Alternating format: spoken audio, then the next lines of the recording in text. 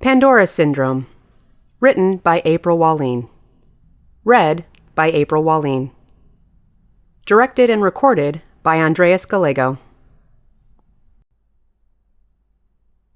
Remy and I walked back to his place in silence, leaving me to think on the evening's events. Why had that figure felt so familiar? What were all these new things I was seeing? I couldn't always tell the difference between my vampire and necromancer senses. I thought of the Black Book of the Dead, wishing that I had some guidance, but I hadn't been able to find it again. Geez, why didn't life come with a manual? It all felt so confusing. Not for the first time, I thought about how much I missed my mother. She was always the one I talked to when I was having issues. Now, that didn't seem an option. I'd been dodging her phone calls ever since my change, and I felt like a proper coward. I was just afraid that I might blurt out something stupid like, "Hey Mom, I'm a vampire." Then there was Rosetta. The barrage of angry phone messages on Jack's answering machine was getting ridiculous. She'd run the gamut of emotions from full-out anger to pitifully begging me to call. I had to do something about it. The thought of letting them just forget about me in time was too depressing to bear. "You should tell them," Remy said then, breaking my silent contemplations. "Who?" I asked dumbly. I shouldn't have been surprised that he'd overheard my thoughts. "Your mother and Rosetta." I shook my head. "I just fed for the first time. I have a ton of questions I'm trying to sort through. You think I should drag my family into this?" "Yes," he replied, taking my hand. "You miss them. This is not the first time you've been thinking about them." I'd managed to compartmentalize my mother and Rosetta into a completely different section of my mind than Remy, hunters, werewolves, and blood drinking. Never shall they meet. Now he wanted me to knock down that wall? I did miss Mom, though. Jack and I were terrified of telling her about our new existence. I imagined her saying that it was okay I was a vampire and leaning in to hug me. Would she hug me? Then the vision deteriorated into her going all Van Helsing on me and breaking a leg off the dining room table to stab me through the heart. "Your mother would never do such a thing," Remy soothed. "Stop reading my mind!" I hissed. He was right, though. Rosetta was more the Van Helsing type in this scenario. "Apologies," he replied sincerely. "Sometimes I cannot tell if you are speaking out loud or not. You are quite easy to read." "Is that normal?" "I've never been able to read someone so easily, but I believe it is our blood bond," I finished then. "Yeah, I figured." He stopped then and gently pulled me into a hug. His embrace was warm, soothing, and I couldn't help but melt into it. "Do not worry about the bloodlust. It is part of your world now. What you are feeling is natural, and you will grow accustomed in time. I swear it." Tears gathered in my eyes, and I forced myself to get a grip. "Easier said than done," I scoffed. "Just think about it," Remy told me as he broke our hug. "Your family should know." After my little encounter with the strange wisps and figure in the parking lot, I decided to renew my search for information on necromancy. Then again, maybe I was looking for any excuse not to confront my mother. It's a sad state of affairs when one is more willing to deal with the dead than their own relations. Having thoroughly exhausted Remy's book collection, I went to see if he knew any other good resources. I was confused when he presented me with a library card. Not only was I sure the local library wouldn't have much on necromancy, I was almost certain they weren't open after sundown. When we approached the Los Angeles library, I was certain it was closed, as there were no lights in the windows and foot traffic was non-existent. "So are we breaking in? Because I forgot my burglar mask," I said as we came to a stop at the large front door of the library. "You are amusing, Pandora," Remy replied dryly, and knocked on the large front door. "I don't think they're home," I told him. "Patience is a virtue." "Not one of mine," I smirked back. "That is abundantly evident," he replied, and I rewarded him with a little punch in the shoulder. We stood there quietly, waiting for what I didn't know. Just then, the book return slot in the door snapped open. I stared at it curiously as Remy slipped his library card in. A moment later, one of the double doors opened. However, instead of opening on its right where the handle was, the door cracked open on the left. Using the middle door hinge as a knob, Remy pulled it open and waited for me to head inside. I didn't miss the smarmy look on his face as I entered the large stone antechamber. I expected there to be a reception desk or check-in area like most libraries did. Instead, it led to a steeply descending staircase. The strange, ancient-looking place was dimly lit with metal lanterns, like they'd never heard of electricity. I glanced back at Remy, but he just smirked and motioned for me to go on. Cautiously, I followed the stone steps, wondering where they might lead. I hadn't had a chance to go to the library in LA, but judging by the length of this stairway, I was pretty sure we were headed somewhere beneath it. As we walked, I began to wonder what other secret places the supernatural community had hid in plain sight. Evidently there were clubs, which made sense since mingling with humans alone might prove straining. But libraries? Were there whole learning institutions too? Yes, Remy replied upon hearing my thoughts, though they are more like training grounds. They are small, as it was determined long ago that having too many supernaturals in one place was potentially hazardous. Why, did the humans get wise and raid it? I joked. No, Remy replied seriously. They burned it. I stared at him in shock. Fire is one element that most supernaturals find themselves vulnerable to. Many died. I'm sorry, I replied, because what else do you say to that? It was a long time ago. However, that is one of the many reasons we keep hidden. We may be stronger than the average human, but they are many. When they come in force, destruction is rampant on both sides. I mulled that over. Thinking back on the horrible things my history teachers had taught me, I knew he was right. Witch burnings, religious inquisitions, torture, war. They all happened when large groups came together and decided that they didn't like something. It just hadn't occurred to me that an angry mob could form in this day and age. There's also the infighting that happens between supernaturals. They can be together for an evening in a club, even at a week-long event. However, sharing a small space year-round provided too much of a strain. Strain? I asked. It got bloody, he replied. I could only imagine what would happen if a vampire coven and werewolf clan got into it. I shuddered at the thought. Here we are, Remy said then, distracting me from terrible images of gore-covered fangs and claws. The stair bottomed out into a stone room. When we turned to our left, I found myself looking over a vast sea of obelisk bookshelves. The low lantern light gave the whole room a medieval feel. The lack of people only added to the effect. Let me guess, this is the occult section? I snickered. It is a bit gothic, he nodded. However, this will be your best way of finding information. I smirked and followed him through the archway, down a few more stairs, and to a large wooden desk at the front of the library. Upon the tall desk sat a dim brass electric lamp. So modern, I muttered under my breath. The woman behind the desk looked just as old as the lamp, complete with dusty-looking baby pink cardigan and bun full of gray hair pulled tightly away from her wrinkled face. Did she come with the building? I joked quietly, but Remy just gave me a look. Good evening, Remy greeted the woman. She nodded slightly, not looking away from the box of filing cards she meticulously organized like a warrior of the Dewey Decimal System. Tentatively, I stepped forward. Pardon me, do you have any books on necromancy? At that, the librarian's fingers stilled. She looked down at me over her spectacles. Her irises were a milky gray. I wondered then if she might be blind, but the way her eyes seemed to look me up and down, I didn't think that was the case. The woman closed her eyes a moment. I could see them moving back and forth furiously behind her wrinkled lids. When she reopened them, her lips pressed into a thin grimace. Aisle J, bookcase number 8, shelf 4 between necrology and necromimesis, she replied, and then immediately went back to her filing. I looked up at Remy in confusion. You heard the woman, he said, ushering me away.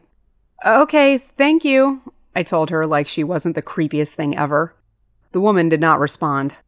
I followed Remy as he led me down the thin row between towering bookshelves. Each case was marked with a little steel placard with a letter and a number etched into it. If I understood the librarian correctly, we were looking for the one marked J8. We walked for some time before we finally came to the correct row. Then, there upon the fourth shelf on the left, was the small section on necromancy. They were worn old books in varying tones of gray. Clearly, this was not a very sought-after topic. Remy pulled the first book from the shelf. An Introduction to Necromancy. He read from its spine. Seems like a good place to start, I replied. You begin that one. I will scan the others for any useful information.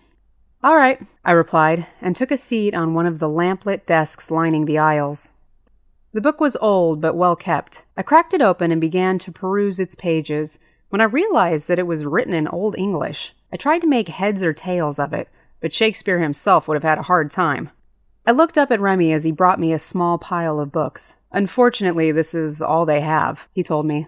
And this one is unintelligible, I added, handing him the offending book. Remy opened it up and read. I see, he said. This is not the current version of your language. I should be able to assist with that, he said, and sat down at the desk across from mine. My heart warmed as he settled back. When was the last time I had thanked him for all of his help? Remy, I called, and he looked up. I really appreciate you bringing me here. Thank you, I told him, and leaned over, giving him a little kiss on the cheek. He smiled. Of course. I nodded and quickly went about perusing my pile, trying to ignore the urge to reach out and touch him. I examined the first book, sad to see the same useless book on necromancy I'd found in Remy's library. One down, I thought as I moved it to the side and picked up the next. Unfortunately, it was to be the next volume in the series.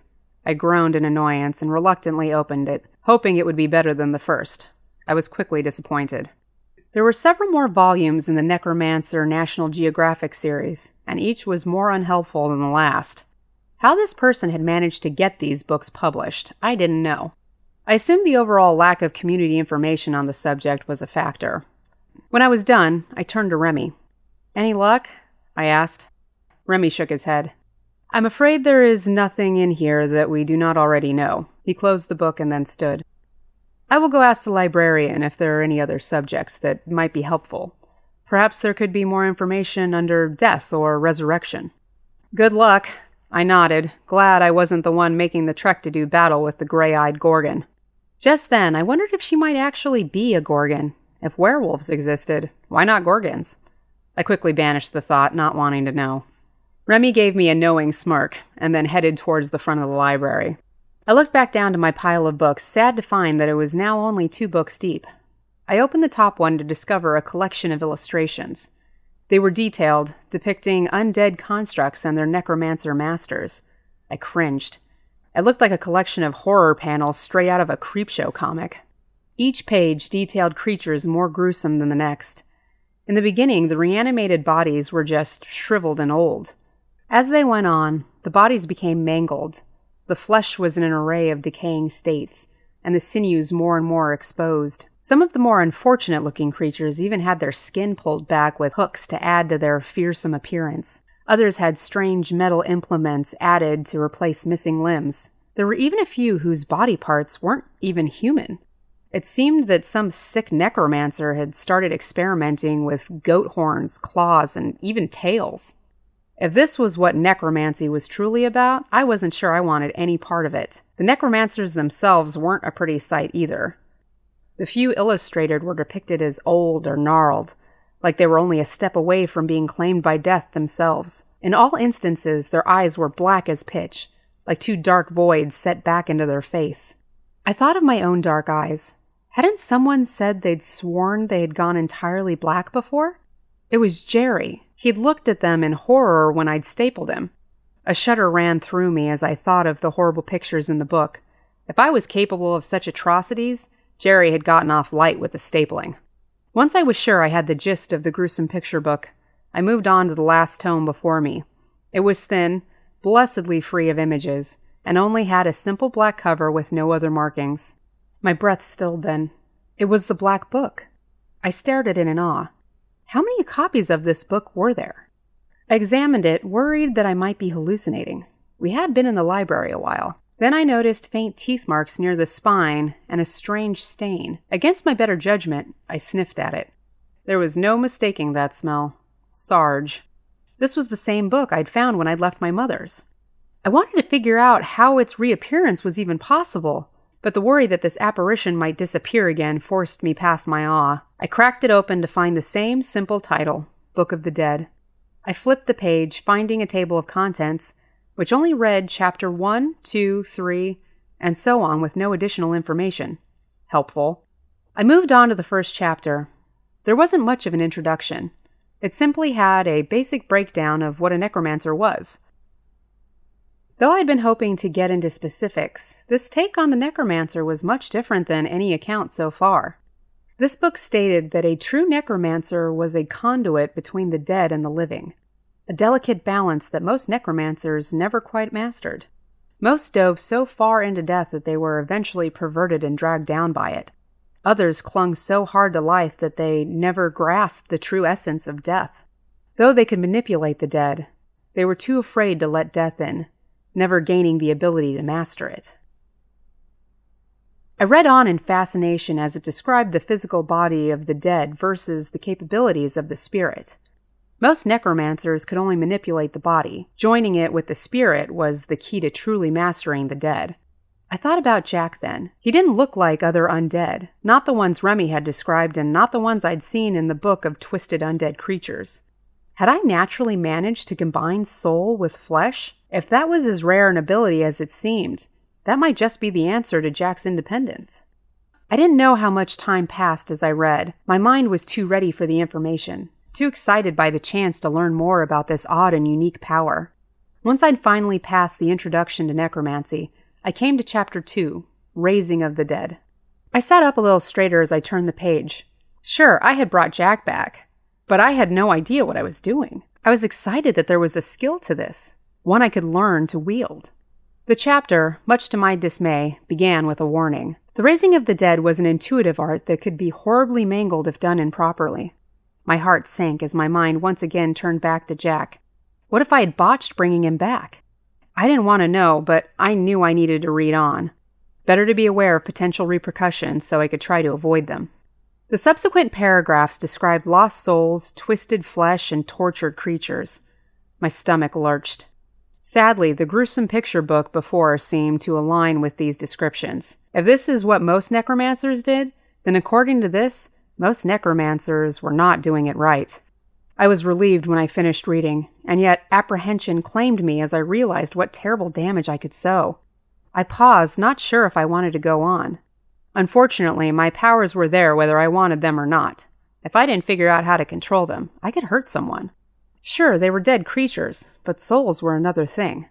I thought back to the strange wisps I'd seen wrapped around that killer werewolf. Were those souls? Had my ability given me the power to see them, to touch them, to give them the ability to act against their killer? I would have never thought there was so much to this necromancy thing. It made me a little angry that this information wasn't more readily available. Then again, what might someone with ill intent do with a book like this? I shuddered. Next, the book described the process of bringing back a soul. It seemed almost akin to fishing. You cast a line and lure in the desired soul. It seemed simple enough, and yet I knew that there was more finesse to it than that. Souls had a natural inclination to gather around their own remains, the place they were most connected to in life, or where their life had ended. There was a reference to Chapter 4, Lost Souls. I tried to flip forward to the page, but they were blank. I fanned through the rest of the book. All the pages were blank, as though they had yet to be written. My heart sank and I flipped back to the page I'd been reading. Finishing the rest of the paragraph, I went to the page directly after. There, miraculously, was more text. I stared at the book in confusion. Then I got the distinct impression that I needed to read the book one step at a time. What the hell? So this was clearly a magic book. My fingers curled away from it as though it might jump up and bite me. Schooling myself back into a calmer state, I breathed past my fear and read on. Of course it was magic. The thing disappeared and reappeared at random, as did its text. For a book, it had a definite attitude problem. Next, it described the process of searching out and reanimating things around me, telling me how to scent death, just as I would other supernaturals, or the musty books in the stuffy library. I concentrated, almost immediately surprised that I could scent it. However, it wasn't quite the way the book described. I smelled fresh soil and the stench of fall leaves. But there was something else there. Something that seemed to flow and dip like waves in the ocean. There was something small. It scurried in my mind, sniffing back at me curiously. Then it was joined by several other such beings. Creatures. I heard the skittering then. I felt them coming to me, running towards me in interest. "Pandora?" Remy called, and I opened my eyes, not realizing that I'd closed them. I looked up to see him staring down at me in concern. When had he returned? "Your eyes are black." I looked at him in confusion when something suddenly brushed by my leg. I looked down to find a slew of rats circling my feet. I jumped up in surprise, sending the rats scurrying this way and that. I stared at them. They weren't just rats. They were rats in various stages of decay. Some lacked an ear or two, while others were missing whole tails or feet. I blinked, noticing a few that were half-eaten, and even ones that were nothing but bone. "What the hell?" I cursed. "Did I interrupt something?" Remy asked calmly, looking down at the little beasts. Well, at least he was chill about this. I sputtered. I don't know," I replied. "I was reading this book and then I could just sense them. I didn't know what I was doing." "This one?" Remy asked, picking up the book of horrible pictures and scowling down at it. "No, not that one," I replied and reached for the little black book only to find that it had again disappeared. "Oh no, not again," I groaned as I shuffled through the books on the table. No sign of the elusive thing. "Damn it," I cursed. "Now what the hell am I supposed to do with these things?" Remy seemed to consider the beasts a moment. "We could try to catch them," he offered, picking one up. The thing just ran around in his hands, seeming none too bothered. As I grew more agitated, trying to figure out what to do, their squeaking increased to an almost maddening level. "Just shut up so I can think!" I yelled at them. In unison, they went silent. My eyes went wide. Then, like a tide crashing onto shore, the information came, and I knew what to do. "Sit," I commanded them, as though they were household pets. Just like Jack, they did as they were told. The rats all crouched before me, looking up obediently. I sat down in disbelief. "Perhaps we should go," Remy offered. I just stared down at the rats and nodded. "But wait," I said then, coming to my senses. "What do I do with them?" Remy looked to the creatures in contemplation. "I have no clue," he replied after a long moment. "Helpful," I muttered. "You could leave them." I glared up at him. "I don't think the librarian will appreciate that." Remy shrugged. There had to be a way to unraise them or whatever it was I'd done. "All right, let us think about this logically. What did you do to summon them?" he asked. "I just thought about death and tapped into the sense of it. Then I seemed to connect and these guys showed up." "Well, try it again, and then do the opposite." I looked up at him dubiously. "And what if I just raise something else?" "Then we will deal with that too," he replied. "Again, we could just leave them here." I looked down at the obedient little beasts. Not that I was a big fan of rats, but that seemed a bit mean. I couldn't just leave them running around this library forever. I glanced up at Remy and then closed my eyes, deciding to give the reversal a try. I concentrated, reached for the sense of death again. I began to smell the turned earth and rotting leaves. Then there I felt them. Little beacons of dim light scurrying around in my mind. I felt my connection to them and fought to relax the strange tether. One by one, my hold loosened, and the lights began to fade away, skittering back to wherever I'd pulled them from. When all the lights were gone, I cracked an eye open. There was a slew of little lifeless rat bodies on the floor. "I did it!" I yelled excitedly, but then immediately crumpled. "Oh, wait. What about the bodies?" A booming hiss sounded through the library then. I turned. With my enhanced eyesight, I could see the librarian glaring at me with her finger pressed firmly to her lips. "I suggest we go before our welcome is worn out," Remy told me then. I looked back down at all the little rat bodies. "She's not going to be happy with this," I muttered quietly. "She is never happy," he smirked. "Do not worry. She is a carrion creature. This will likely be seen as a treat instead of a mess." "Carrion?" I asked, as images of crows pecking at dead bodies came to mind. "That is something close," he replied, knowing my thoughts. "I will explain more on the way out." I nodded, and Remy ushered me out of the library. We were sure to avoid the librarian. Since I'd mastered the art of feeding, Remy had given me the okay to stay with my brother again. He said I was free to dwell wherever I wanted as long as it was safe, so I only stayed with Remy when we were learning new vampire stuff or going out to feed. I was just more comfortable at my brother's. I liked the independence. Though Remy's house was nice, it just wasn't me. It felt like a dorm, a sterile place to go and learn about being a vampire. It was nice to have my own space again, one that I could dress up with all my posters and statuettes. I hated driving to San Diego. Sure, my eyesight was 100 times better than the average human, and my reflexes were a hell of a lot faster, but I still didn't like it, and driving when I could easily run faster was awful. I'd gotten a car about a month before this daunting little trip. Remy had insisted for appearance's sake. He tried and failed to talk me out of buying the black Pontiac that looked straight out of Knight Rider, but I was a fan. It was actually Remy's car, since he had bought it, and lived next to his old Aston Martin in his garage. I didn't have a job yet and still didn't know where to start on that front. I had a lot on my plate. I'd been practicing my necromancy on little creatures around Remy's house. Successfully, I brought back a dead cat, which I then named Mucifer. I wanted to spend time with it to see how it functioned. Remy was proud of my progress, but he also knew that my work with Mucifer was also a not-so-veiled attempt to avoid seeing my mother. Damned mind reader. So Remy insisted that I spend more time with living things, like my family. As the miles went by, I wished that Jack were with me. He insisted that he'd never tell Mom about his undead status, at least not until she noticed that he wasn't aging. I had to tell her because she would notice me not going out during the day, which wasn't fair since my telling her would inevitably make it easier for Jack, the jerk. For now, all Jack had to hide was his hankering for extra rare steak. I sped along the I-5 freeway at 90 miles per hour, feeling like I was going 25, when sirens sounded behind me.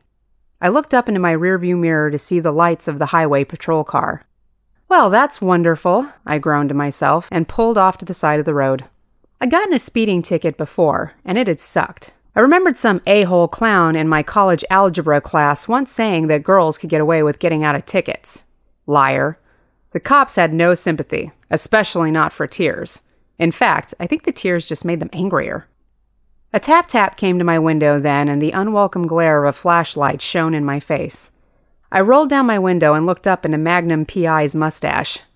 Did the CHP have mandatory grooming guidelines? License and registration? The man asked in a deep baritone. I nodded, but then immediately froze as a car rushed by us, sending a gust of wind into my car, and the officer's scent along with it. I squirmed. I could smell his blood, and it was a damn good vintage. My fangs twitched at the roof of my mouth, threatening to reveal themselves. I had made sure to feed before I left for SD, but it was still tempting. Be cool, I mentally coached myself, and reached for my purse.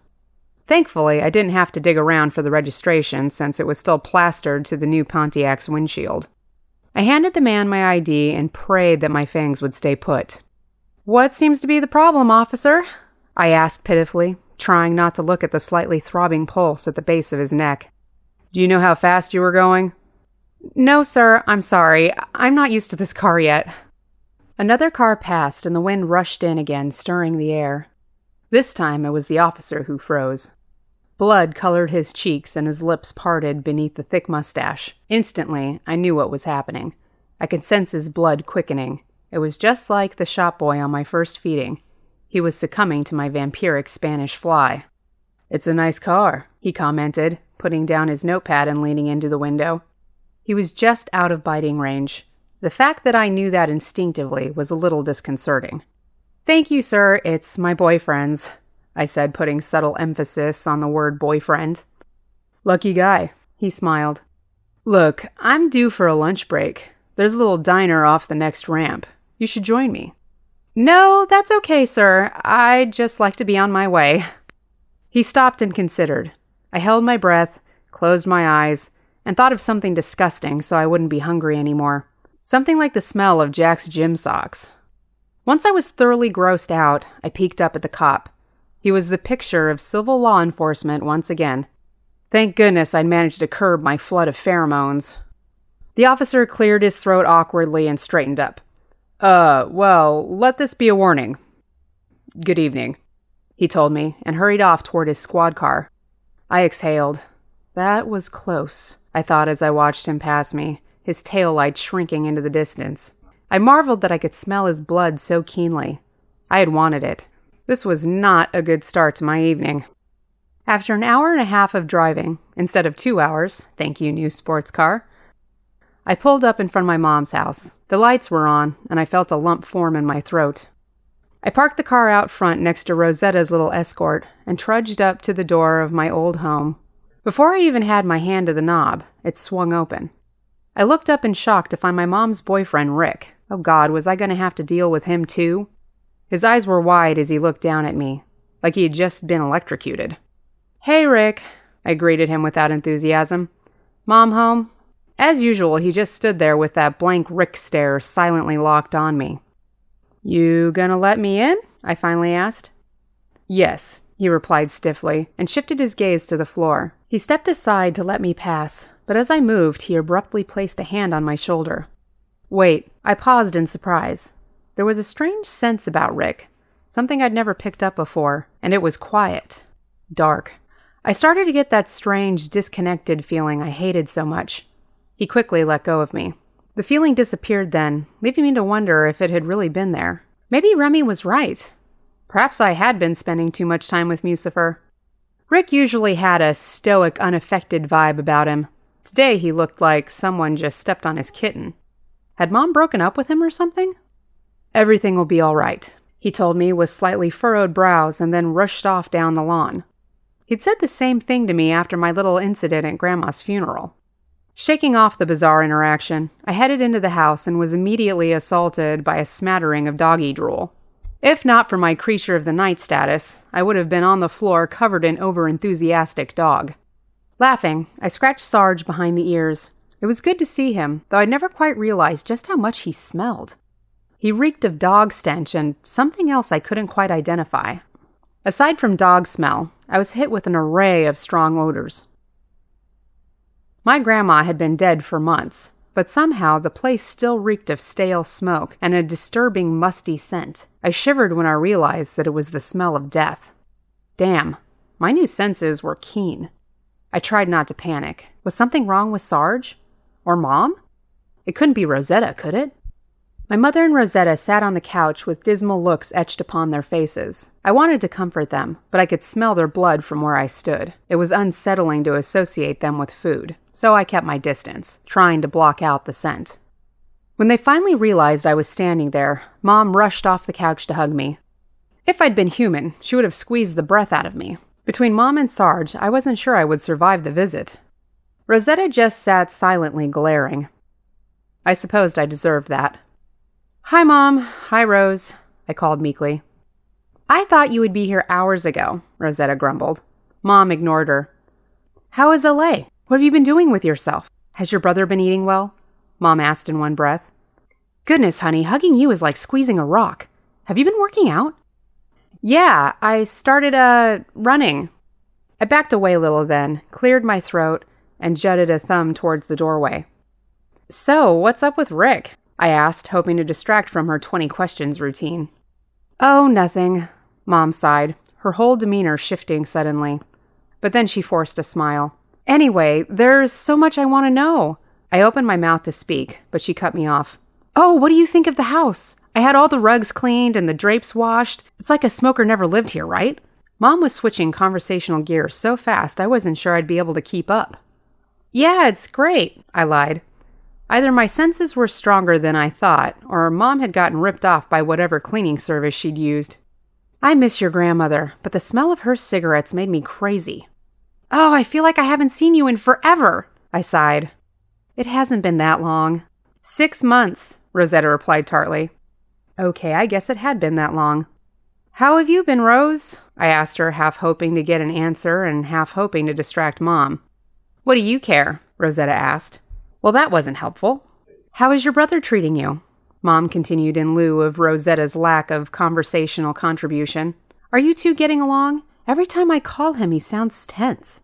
I caught a whiff of Mom's blood again, so I subtly backed away as I answered. "Oh yeah, he's fine," I lied again. I resisted the urge to plead for her to settle down. Do you like having the house to yourself?"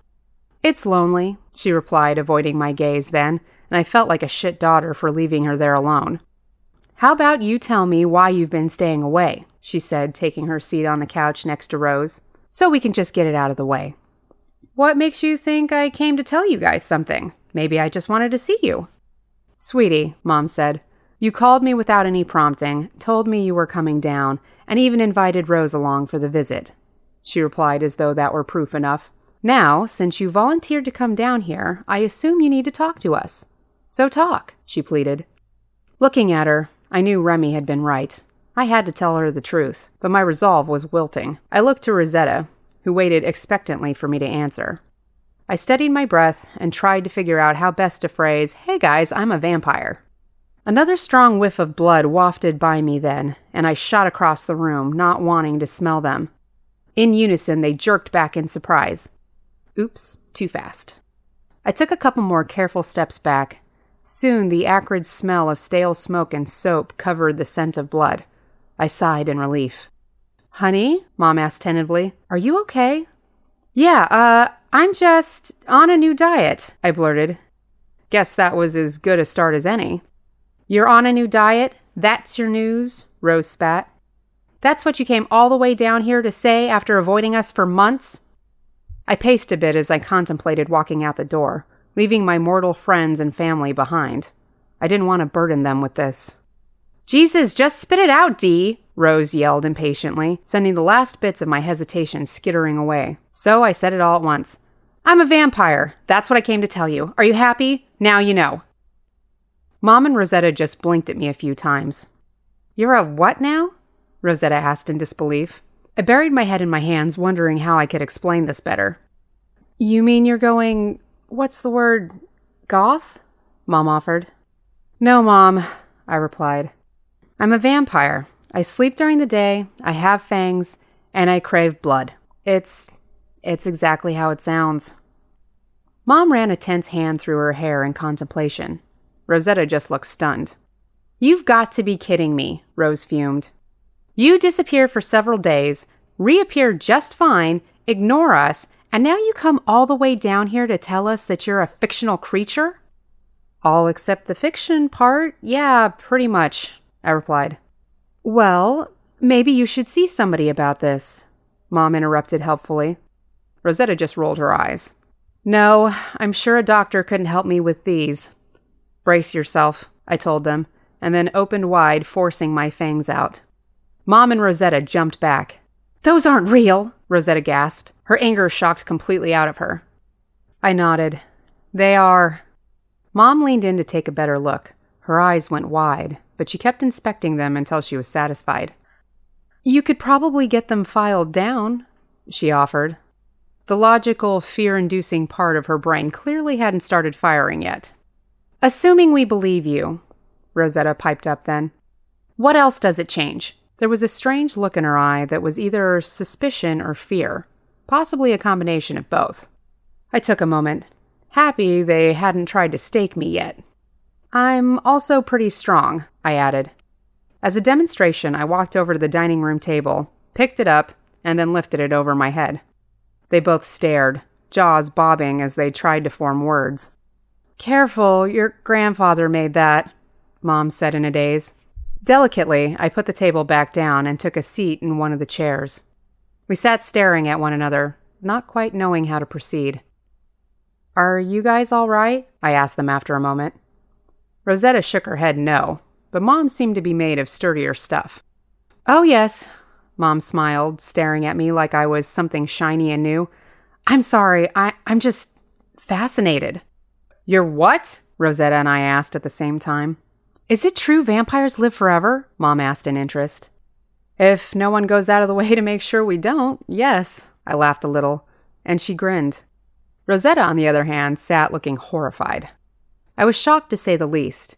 I mean, I'm glad Mom wasn't ready to stake me, but she was acting like I'd just told her I was getting married or something. "Amazing," Mom said with enthusiasm. "LA really did give you a new life. Fate works in strange ways." She shook her head in astonishment. "How did it happen? I mean, how did you become what you are now?" I sighed, wishing Mom had asked a different question. The last thing I wanted to do was tell my mother that I'd been shot behind a Hollywood club when I was so drunk I could hardly stand. "She ran off with some guy at her birthday party," Rosetta replied for me. I glared at Rose. "Oh yeah? Well, I seem to recall both you and Jack ditching me. Who was it you ran off with again?" "Don't turn this around on me, Pandora Todd," she yelled. "I'm not the one who disappeared for days on end."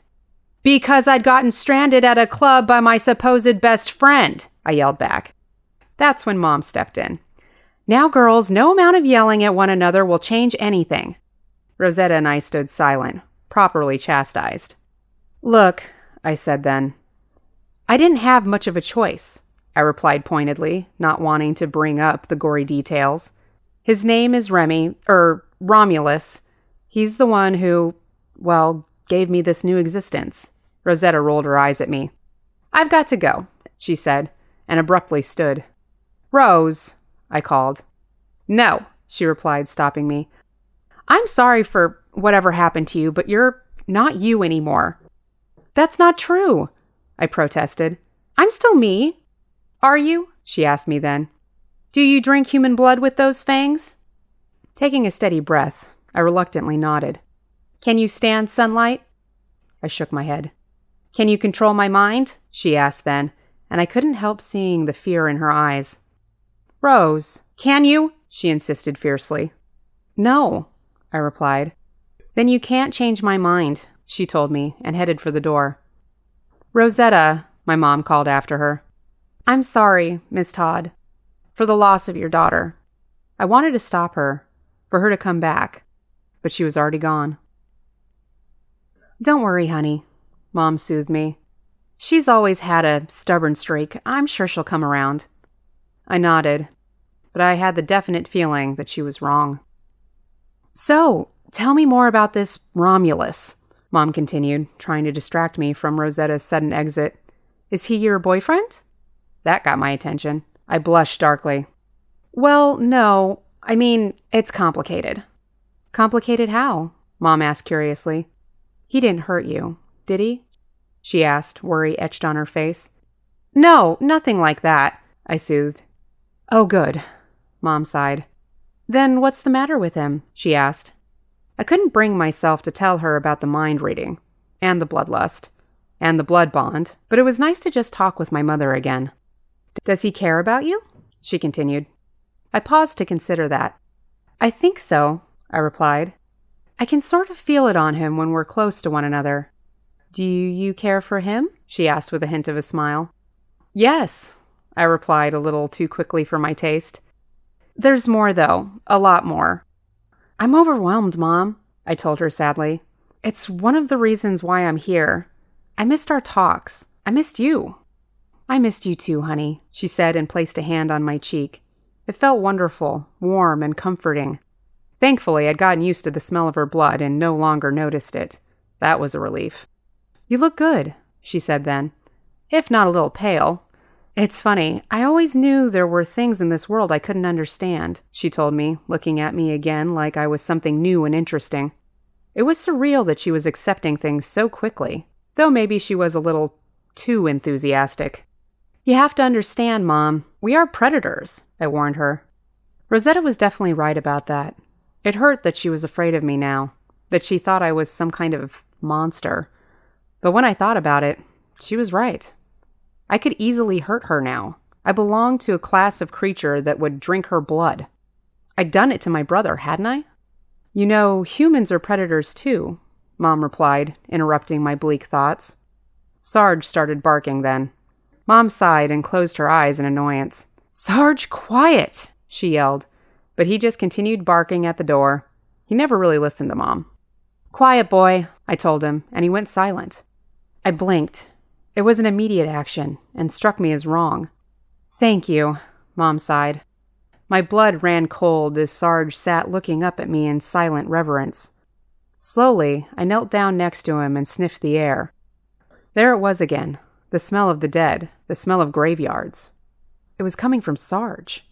It was that strange scent I couldn't identify on him before. Rotted ginger, just like Jack. My heart sank. Sarge?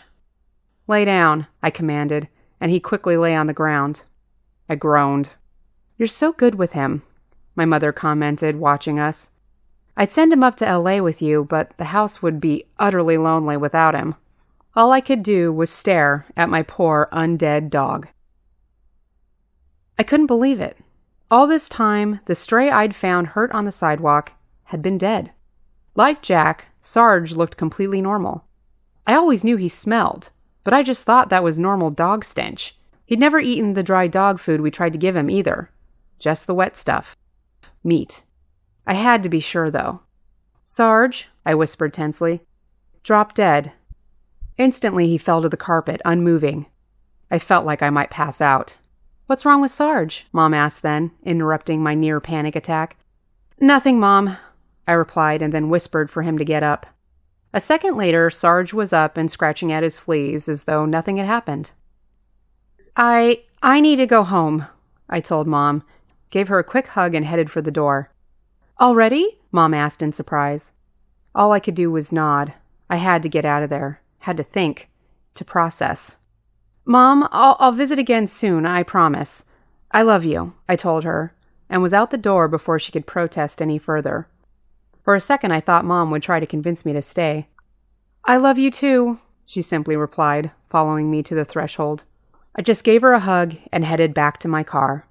It was rude, I know, but I couldn't stand being in the house any longer.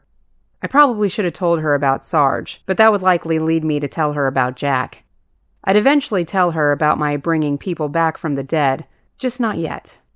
In the meantime, I knew Sarge would keep her company, and keep her safe. Not like he could be killed without my say-so, or at least I hoped that was the case.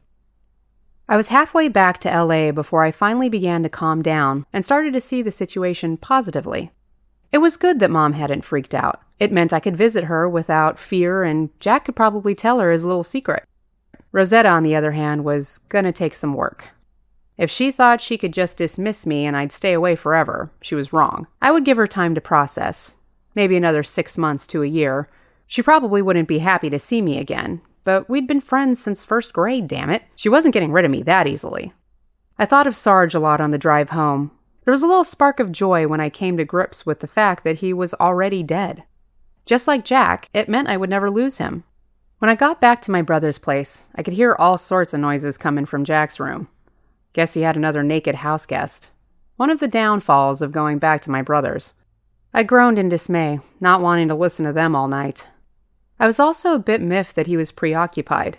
I could have used someone to talk to about all this stuff with Mom and Sarge. I trudged to my room and lay on my bed, staring at my Star Wars alarm clock. I could see it perfectly in the dark. Everything in my life had changed so fast. It somehow comforted me that my alarm clock would always be the same. It wouldn't suddenly blow up or turn into a mushroom. I lay back, trying not to hear my brother and his vocal lady friend. Stupid vampire hearing. It was then that someone tapped at my door. I wondered who could be here. When I realized that I could feel them, feel him, as much as I could feel my own heartbeat, which stuttered and quickened at his presence. A moment later, my door creaked open, and Remy crawled into bed next to me. His arm coiled lightly around my waist, and I sighed. It felt nice. He felt nice and comforting. I turned to look back at him. His head was casually propped up by his hand as he looked down at me with a smile. "How was your evening?" he asked, his voice low and soothing. I frowned slightly, trying to hold back my emotion. "Mom's surprisingly fine with me having fangs. Rosetta never wants to see my monstrous face again. And my dog's dead." I nearly choked on that last one. "I'm sorry to hear that," he replied sympathetically, squeezing me a little tighter. "How did he die?" "I don't know. I'm pretty sure he's been undead as long as I've had him." Remy quirked an eyebrow at me. "You mean you brought him back to life?" I nodded. His eyes were calm and non-judgmental. My heart calmed a little then, and I melted back into him. It was nice. "Not that I'm complaining, but why are you here?" I asked him. "I am simply checking on you. I know your task was daunting." "And what about this?" I asked, looking down at the arm he had wrapped around me. "I was attempting to be comforting," he said, his voice a little unsure as he went to move his arm away. I held it in place. "No, it's nice," I sighed, grinning to myself as I relaxed my head back into his chest. "All your years in this world being an all-powerful vampire, and you're so careful with me. Why?" He frowned a little. "Can I be frank?" "If I can be Dora," I replied with a smirk. He smiled down at me and then seemed to go serious. "I believe in a very literal way that the fates brought us together. There are bigger things at play than just you and I," he said, and I could hear a hint of pain in his voice. "I feel that you might resent me because of it." I sat up at that. "I don't resent you. You saved me," I said. "It's just a lot to take in." After that, we both went quiet for a long time. He shifted then, pulling me gently back down into him. My heart spiked. "It is getting light out," he whispered into my ear. "May I stay with you?" I thought about it a minute. I was exhausted and everything in me wanted him there, wanted him close. "We've already made ourselves comfortable. Would be a shame to ruin it," I said, and burrowed further into his embrace.